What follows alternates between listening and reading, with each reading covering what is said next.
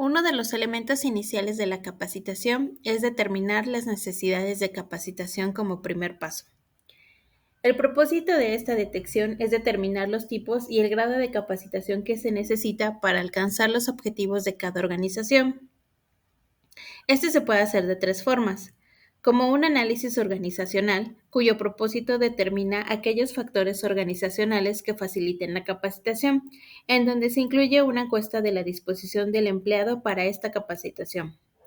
Otro es el análisis de tarea, en cuyo objetivo es utilizar los métodos de análisis de puestos para identificar las tareas que cada colaborador hace, las condiciones, competencias y también determina cómo los empleados aprenden a desempeñarlas. Y el análisis de la persona, en donde se basa para determinar las necesidades individuales de la capacitación. Algunas técnicas para esta son la evaluación del desempeño, encuestas, entrevistas, prueba de habilidades y conocimientos o método del incidente crítico.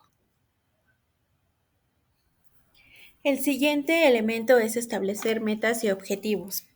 Esto quiere decir que se tiene que tener claro qué es lo que se busca con la capacitación y que también se tenga presente las condiciones en las que se espera que se haga y el nivel al que se quiere llegar con esta capacitación.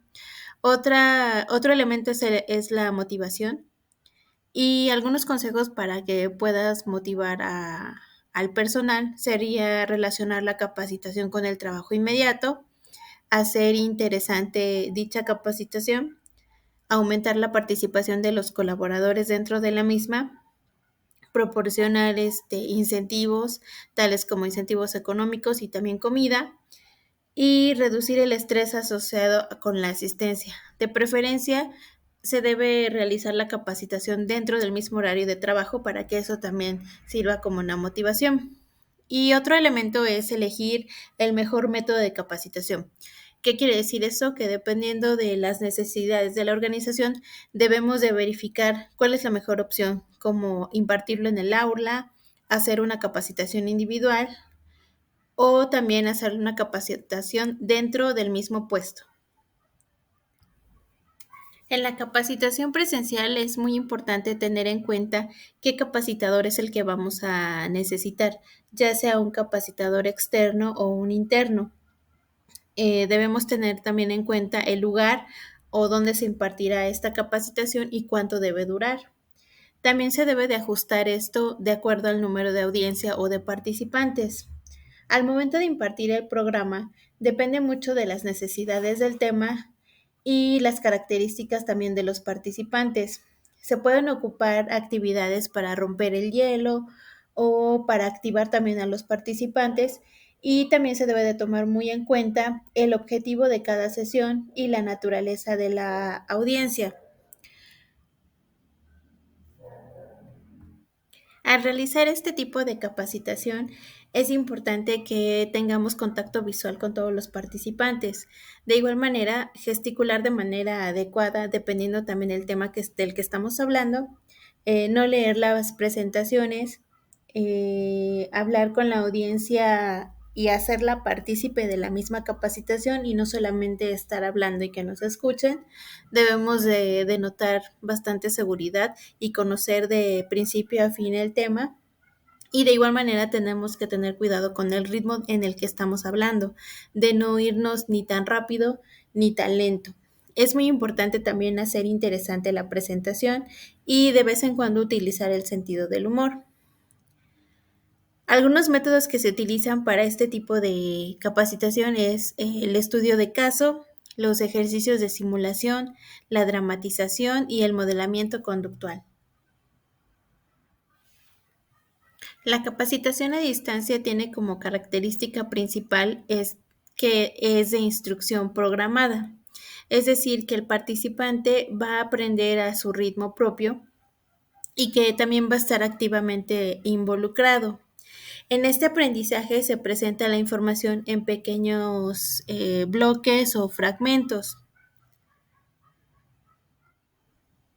Sus principales métodos es la instrucción programada mediante el uso de libros o videos interactivos, que es en donde se le proporciona el material al colaborador y posteriormente se le va a hacer el examen para que se vea qué es lo que se aprendió. Otra es la instrucción programada en computadora, en donde las fuentes de aprendizaje son teleconferencias o seminarios de web, o en donde vienen ya el material y los exámenes programados para que únicamente se utilice ese sistema para hacer esa capacitación.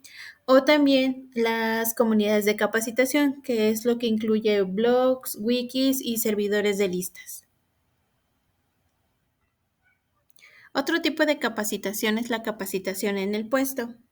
Este tipo de capacitación informa por parte de colegas y supervisores o personas más experimentadas qué ocurre en el trabajo y durante las tareas propias de cada puesto. Las principales técnicas de esta capacitación es el aprendizaje mediante modelamiento o aprendizaje social, que es cuando el aprendiz observa cómo otros llevan a cabo ciertas tareas y así va modelando su propio comportamiento. En cuanto al aprendizaje por observación, únicamente se toma como modelo personas que sean similares a nosotros para que pueda ser más fácil. Solamente que el observador tiene que tener unas características específicas como la atención en el comportamiento de otros colaboradores, también que el empleado sea capaz de retener información y que también sea capaz de reproducir dicho comportamiento. En cuanto al aprendizaje mediante la rotación de puestos, tiene que ver con que el empleado desempeñe varios puestos dentro de una misma organización para que pueda conocer precisamente cómo es su funcionamiento y posteriormente tener toda esa información. Otro sería el aprendizaje mediante el adiestramiento, que es una capacitación técnica que se centra más en la producción del trabajo. Otro es el aprendizaje mediante coaching o tutoría, que es cuando a un empleado nuevo se le asigna a una persona que esté más experimentada y que sea eficaz. Pero esta misma técnica puede también traer unos contratiempos que se pueden presentar por la disminución de la productividad de la persona que está actuando como coach. Y otra es la evaluación del desempeño, que es una reunión entre el supervisor y el empleado para poder discutir las fortalezas y debilidades y así poder determinar cuáles son los métodos de capacitación más funcionales. Es de suma importancia también asegurar la transferencia de la capacitación. Esto quiere decir que debemos de asegurarnos que también se ponga en práctica lo que se ha aprendido y que sea de manera constante. Esto significa que la realización de cierta tarea, después de que se haya aprendido satisfactoriamente, se pueda comprobar que se está realizando de manera habitual. Los diseños de investigación para la evaluación generalmente se dividen en dos, que es el práctico y el experimental.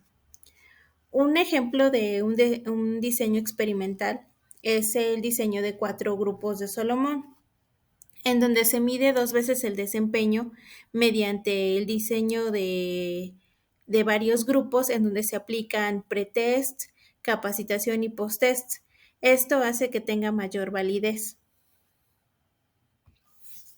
Los principales criterios de evaluación para las capacitaciones es la validez del contenido, las reacciones del colaborador, es decir, que si vemos algún cambio dentro de su comportamiento, el aprendizaje también de los empleados, en donde nos tenemos que dar cuenta de qué tanto les sirvió la capacitación y qué tanto la aplica, y también el impacto que tiene dentro de la organización o en el negocio. Otro criterio es el retorno de la inversión, es decir, que se vea reflejado también en números lo que se está invirtiendo para dar este tipo de capacitaciones. Para concluir, podemos decir que los diferentes tipos de capacitaciones tienen tanto sus pros y sus contras, pero es también labor del psicólogo organizacional vislumbrar cuál es la mejor capacitación que se adapta a las organizaciones.